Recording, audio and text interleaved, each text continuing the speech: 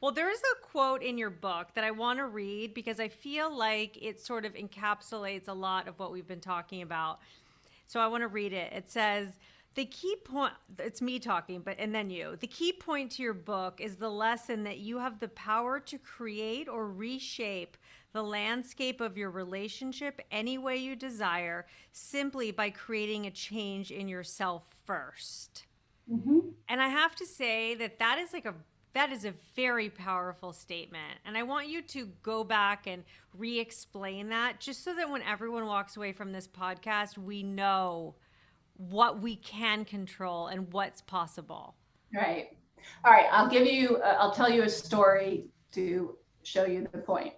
Okay. Which is when I first realized, like, holy crap, this works. My husband, who I love, and part of the reason I fell in love with him is because, and I'm not just saying this, like, he's one of the most brilliant people I've ever met, and, you know, can run circles around me, which, you know, most of the guys I dated up till then were definitely smart, but at the end of an argument, I felt pretty much anyone at the end of an argument was apologizing to me, even if it was my fault. So, well, we always marry those people that are going to trigger our stuff. Yes. So that's why we're really having a relationship with ourselves through them. Yes. He was upset about something. I don't even remember what it was, but I remember we were on the deck of on this deck in our house in Chicago. And what would normally happen is he would be telling me what he was upset about. And then in my mind, I would be what I call listening to respond, right? So I'd be thinking, I didn't really say that. And, you know, just waiting for him to finish what he was saying so that I could then poke all the holes in his argument and all the reasons why it was unfair, what he was accusing me of, or not exactly correct. That.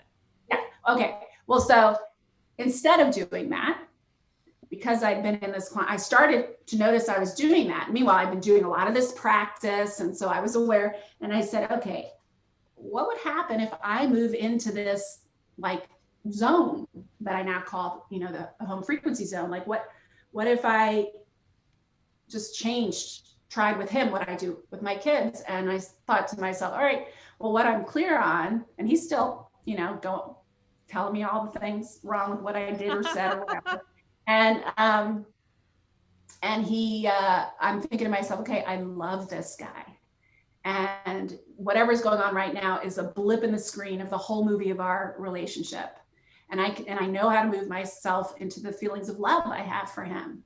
And without saying a word, I'm still in the same position, same expression. I move myself into that home frequency, away from listening to respond and defensive and angry and blaming, to home frequency, love, optimism, connection. And this man, who never loses his train of thought, lost his train of thought, became completely silent, sat down on the sofa next to me, and just kind of relaxed, like just sort of like looked almost confused. Mm-hmm. And I was like, holy shit, you know, and I lay my head on his shoulder, and then we had a completely different conversation.